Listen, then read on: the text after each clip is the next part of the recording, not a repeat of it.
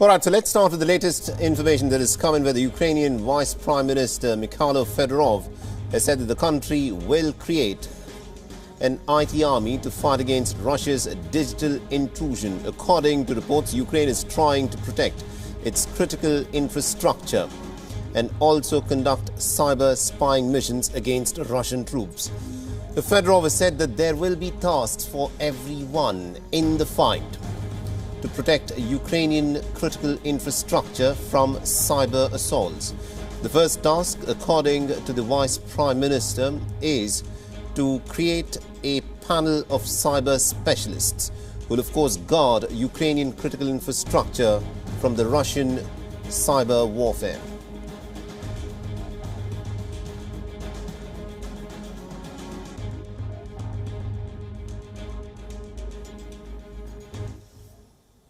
So the once vibrant European capital of Kiev is now living under a blanket curfew at this point of time. The residents have been asked to stay off from the streets. There are reports of Russian forces who have managed to infiltrate inside the Kievan capital. And according to reports that have come in, anyone who's found on the streets once the curfew kicks in by 5 p.m. in the evening is now being assumed to be a member of the enemy.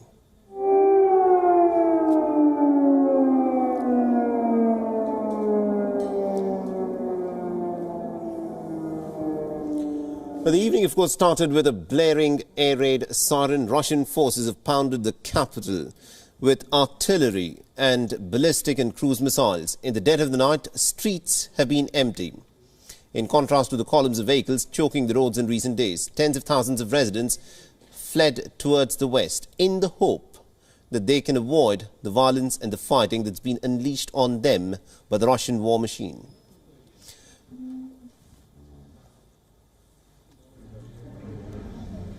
And those people who are still stuck in the large cities across Ukraine have been taking shelter in underground parking lots and also in bunkers and bomb shelters. And also a lot of them are spending the nights in metro stations. Ukraine is reported to have some of the deepest and some of the most secure metro stations anywhere in the world. People have also been asked to stay away from windows and to take special precautions to avoid flying debris and bullets in the wake of the heavy shelling and gunfire that's been reported in the capital city of Kiev. In the last couple of nights, many people have, of course, spent their time sheltering in bomb shelters in the basements, in garages and in subway stations. Russia, for its part, claims that its assault on Ukraine is aimed only at military targets and installations. But reports, however, show that other infrastructure, such as bridges, schools, kindergartens even, and residential buildings have come under attack from the Russians.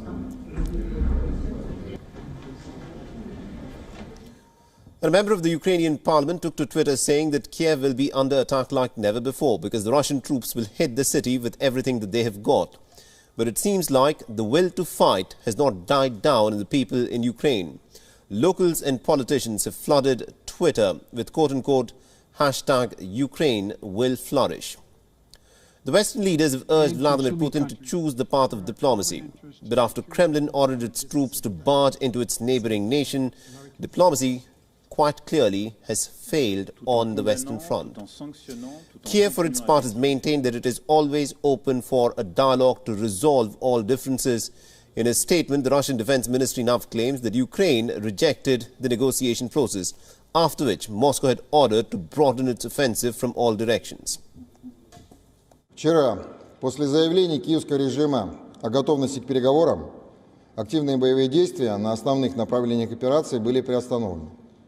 После того, как украинская сторона отказалась от переговорного процесса, сегодня всем подразделениям был отдан приказ о развитии наступления на всех направлениях в соответствии с планом проведения операции. And the latest statement by the Ukrainian President Volodymyr Zelensky, he said that presidents of Azerbaijan and Turkey have organized for talks with Russia and Kiev is ready for negotiating with Moscow. Ільхам Алієв і президент Ердоган запропонували організувати переговори з Росією. Це можна тільки привітати. Meanwhile, in the eastern part of Ukraine, in the Donetsk region, parts of which are controlled by the Russian-backed separatists, tensions have been high. Remember, the fighting, of course, started here.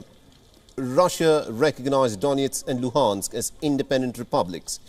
And there's been intense fighting that's been reported between the Ukrainian national troops and the rebel leaders who've taken charge of certain parts of Donetsk and Luhansk. There's been fresh shelling that's been reported through the night that has damaged many buildings. At the moment, it is not clear as to how many fatalities have in fact taken place in the fighting that's broken out in the last 4 days. Meanwhile, down south, a port city is home to Ukraine's hydroelectric power plant, where satellite images show Russian ground forces having now taken charge of this hydroelectric power facility. The trucks are seen on the dam for the plant, as well as others are parked by the road. Now, experts say the Russian troops have met with unexpected resistance in the last 3 days, especially in Kiev and in some of the other major cities across Russia. In 2019, Volodymyr Zelensky was a comedian with very little political experience. He stormed to power on the basis of his charisma and the political promises of a good life that he made. And now, 3 years later, he is a wartime president, leading the Ukrainian charge against one of the biggest Russian onslaughts that Ukraine has witnessed in its history. It's a burning car.